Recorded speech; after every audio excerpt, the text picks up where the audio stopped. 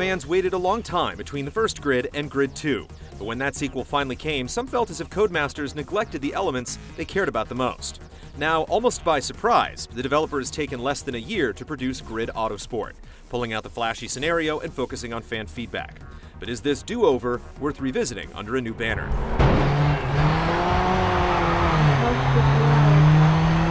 Forget about gaining popularity and being the poster child for an emerging brand of racing. Grid Autosport's career is simply about winning races and mastering various driving styles. There are 5 career paths to pursue: touring, endurance, open wheel, tuner, and street. After reaching benchmarks in all 5 disciplines, you'll be invited to championship rounds that put you through the gauntlet, testing your ability to excel under any circumstances. The result is a career that lets you go as focused or as broad as you like. Yet the whole experience feels rather clinical, and bonus objectives along the way are arbitrarily tacked on, rewarding you for mundane goals. Each discipline features different cars and different types of events. Touring and street races have you pushing through crowded packs of vehicles, bumping and grinding your way up to the front while trying to outmaneuver the occasional messy pileup. With damage turned on, heavy contact will eventually impact steering and performance, and you'll be fighting just to bring your car to the finish line. Touring car events also have an interesting 2-race structure, reversing your grid position in the second round based on how you finish the first. So if you left the opposition in the dust, you'll have to work your way up from dead last, keeping you from getting bored at the front.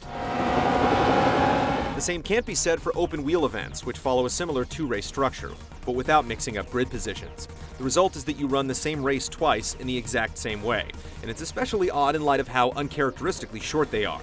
Why have 2 short races instead of a single longer race? And while these machines certainly handle differently from any of the game's other vehicles, the class lacks any of the associated strategy without pit stops, managing tires, etc. You're in position 16. Fans of tire wear can instead take a run in the endurance branch. With races that take place mostly in the dark, your goal isn't to complete a set number of laps, but to stay on track for a specific length of time, sealing your position the moment the clock runs out. Of course, you want to push for first, but managing your tires is paramount. Every careless turn will eat away at your grip, and as you watch the health of your tires slip from green to red, you'll find it tougher and tougher to maintain the speed and control you need to keep ahead. Aaron Wesley will be replaying that over and over. Great win. The tuner discipline is the class that's most about you and the road. There's some straightforward races mixed in, but the emphasis is more on time attacks and drift challenges, letting you focus on the corners in front of you instead of the unpredictable drivers dogging your sides. An effective way to get past an opponent is to use their slipstream to get a higher speed. As in most Codemasters games, the handling straddles the line between authenticity and accessibility. Grid Autosport definitely leans a little further on the side of realism, and with such a wide spread of driving styles, it's wise to take advantage of practice sessions to get comfortable with a new ride. By adjusting a range of difficulty options, you can tailor the challenge to your taste, or even increase the length of each event.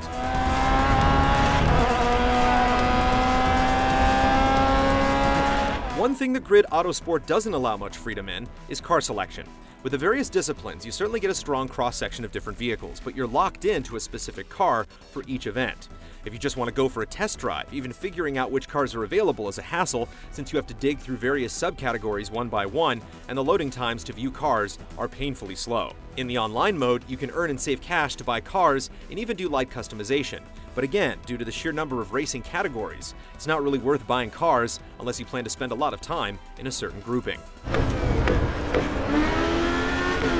Online in general is cordoned off from single player, earning you cash and experience from a fresh start, no matter how far you've gotten on your own. You can lobby up in any of the 5 racing categories or go fully random, and the event types essentially mirror the career. The one big difference is that there aren't practice sessions in matchmaking. Throwing 12 guys onto the field without a chance to warm up only amplifies the typical multiplayer chaos, especially with such a wide diversity of cars. But that doesn't mean it's impossible to jump in a good race. If you're more of a leaderboard guy, there are also RaceNet challenges to try out, providing fresh new goals on a weekly basis.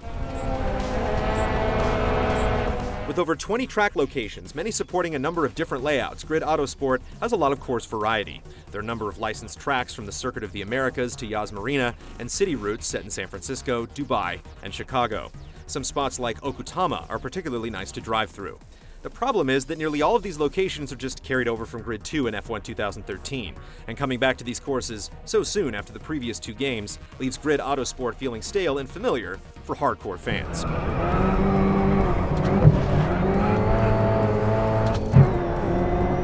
That feeling is only amplified by the fact that the game is designed for last-gen consoles and bears little in the way of noticeable visual improvements. The addition of 2 cockpit views is incredibly welcome from a gameplay standpoint, but visually they're a slapped-on eyesore, blurred out in an attempt to hide the lack of detail. While we might sound a bit harsh on Grid Autosport, it really is a solid racer with tight controls and competitive opponents. It is an improvement over Grid 2 in some ways, but with so much repurposed content, it's more like a best-of collection than a completely new game.